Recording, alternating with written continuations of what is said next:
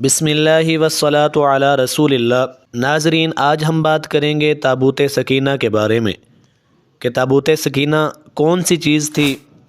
اور اس تابوت میں کون کون سی اشیاء تھی جن کی وجہ سے بنی اسرائیل کو اللہ کی طرف سے نصرت و فتح کی وعید ملا کرتی تھی۔ ناظرین، یہ شمشاد کی لکڑی کا ایک صندوق تھا جو حضرت آدم علیہ السلام پر نازل ہوا تھا۔ یہ آپ کی آخری زندگی تک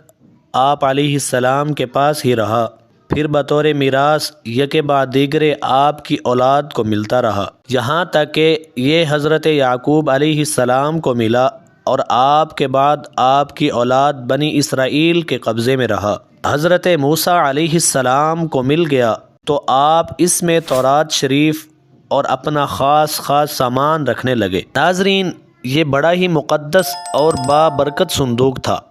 بنی اسرائیل جب کفار سے جہاد کرتے تھے اور ان کے لشکروں کی کثرت اور ان کی شوکت دیکھ کر سہم جاتے اور ان کے سینوں میں دل دھڑکنے لگتے تو وہ اس صندوق کو اپنے آگے رکھ لیتے تھے۔ اس صندوق سے ایسی رحمتوں اور ایسی برکتوں کا ظہور ہوتا تھا کہ مجاہدین کے دلوں میں سکون اور اطمینان کا سامان پیدا ہو جاتا تھا، اور مجاہدین کے سینوں میں لرزتے ہوئے دل پتھر کی چٹانوں سے بھی زیادہ مضبوط ہو جایا کرتے تھے۔ اور جس قدر صندوق آگے آگے بڑھتا تھا، آسمان سے نصر من اللہ و فتح قریب کی بشارت عظمی نازل ہوا کرتی تھی اور فتح مبین حاصل ہو جایا کرتی تھی۔ اور جب بنی اسرائیل میں کوئی اختلاف پیدا ہوتا تھا تو لوگ اسی صندوق سے فیصلہ کرتے تھے، اور اس صندوق سے فیصلہ کی آواز اور فتح کی بشارت سنی جاتی تھی۔ بنی اسرائیل اس صندوق کو اپنے آگے رکھ کر اس کو وسیلہ بنا کر دعائیں مانگتے تھے،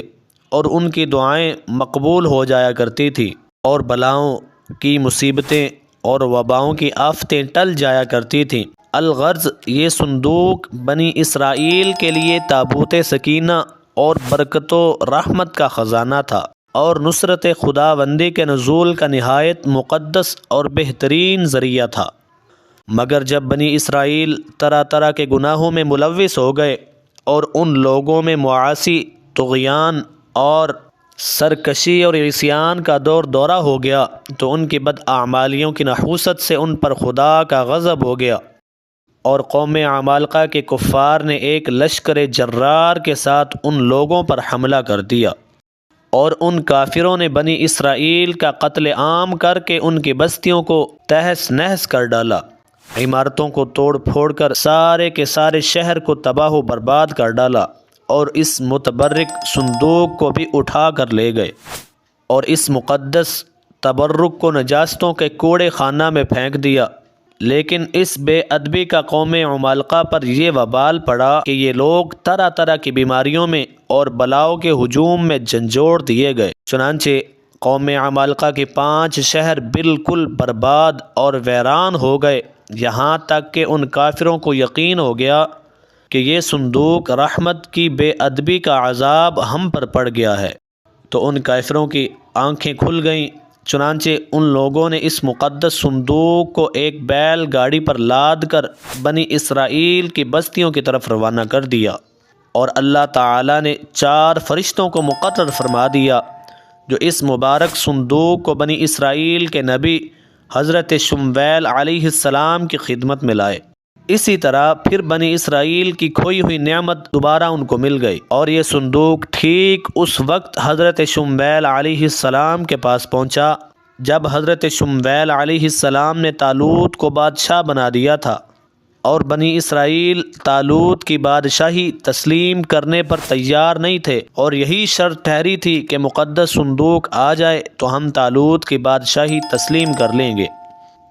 چنانچہ صندوق آ گیا، اور بنی اسرائیل نے طالوت کی بادشاہی پر رضامندی ظاہر کر دی۔ دوستو، تابوت سکینہ میں کون کون سی چیزیں تھیں؟ اس مقدس صندوق میں حضرت موسیٰ علیہ السلام کا عصا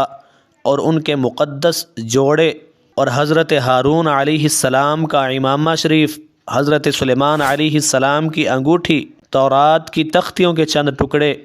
کچھ من و سلوہ، اس کے علاوہ حضرات انبیاء کرام علیہ السلام کی صورتوں کے حلیے وغیرہ سب سامان تھے۔ دوستو، اس واقعہ سے ہمیں درس ہدایت ملتا ہے کہ بزرگوں کے تبرکات کی خداوند قدوس کے دربار میں بڑی عزت و عظمت ہے، اور ان کے ذریعے مخلوق خدا کو بڑے بڑے فیوز و برکات حاصل ہوا کرتے ہیں۔ آپ نے سن لیا کہ اس صندوق میں حضرت موسیٰ علیہ السلام کی جوتیاں اور آپ کا عصا مبارک اور حضرت ہارون علیہ السلام کی پگڑی تھی، تو اللہ تعالیٰ کی بارگاہ میں یہ صندوق اس قدر مقبول اور مکرم و معظم ہو گیا کہ فرشتوں نے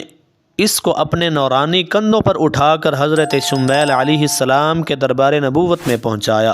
اور خداوند قدوس نے قرآن مجید میں اس بات کی شہادت دی کہ فیہ سکینۃ من ربکم، یعنی اس صندوق میں تمہارے رب کی طرف سے سکینہ یعنی مومنوں کے قلوب کا اطمینان اور ان کے روحوں کی تسکین کا سامان تھا۔ جس صندوق میں اللہ والوں کے لباس، عصا اور جوتیاں مبارک ہوں، جب اس صندوق پر اطمینان کا سکینہ اور انوار و برکات کا خزینہ خدا کی طرف سے اترنا قرآن سے ثابت ہے،